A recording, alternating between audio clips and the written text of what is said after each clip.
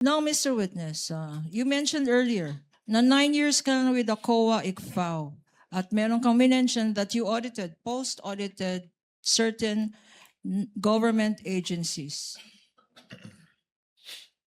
During your term, what years were you, incidentally, with the COA ICFAO? I was with the COA ICPAO po from September 2014 until February of 2024. Okay. In this period of time, from 2014 to 2024, could you tell us how many vice presidents have you audited? Ang tanging nung time lang po ni Vice Presidente Sara Duterte. But there were 3. Who were the vice presidents during this period? Ang naging mga Vice Presidente po since I assumed with ICPAO in 2014 ay sa ating Vice President Binay at si dating Vice President Leni Robredo at yung ating incumbent Vice President po na si Sara Duterte. So 3 vice president, Vice President Binay, Vice President Robredo, at Vice President Sara Duterte. Sino-sino sa kanila ang inaudit mo tungkol sa confidential funds? Ang buhat po nung nag-assume ako nung 2014, tanging si Vice Presidente Sara Duterte lang po yung aking na-audit na may Bakit, confidential fund.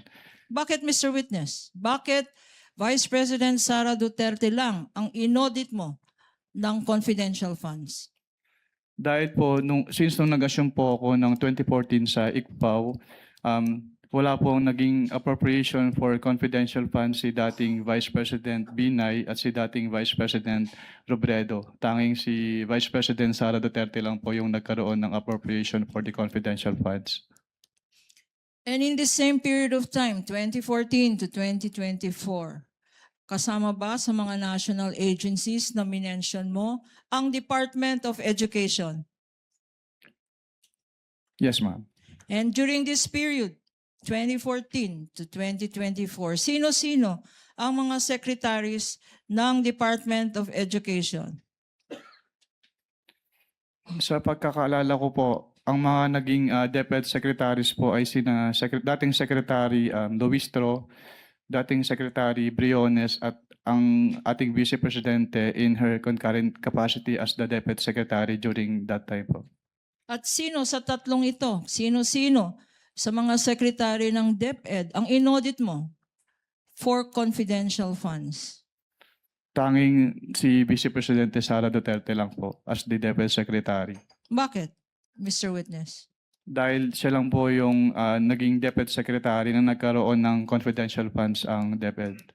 And could you tell us how much was the confidential funds of the Vice President that you said you audited? May I-clarify po kung anong office po yung tinutukoy niyo. Office of the Vice President. Sa Office of the Vice President po, ang kanilang naging confidential fund ay from the fourth quarter of 2022 until third quarter of 2023 ay 125 million pesos per quarter. So ang total po nun ay 500 million pesos. Magkano naman ang confidential funds na inaudit mo sa DepEd, Department of Education?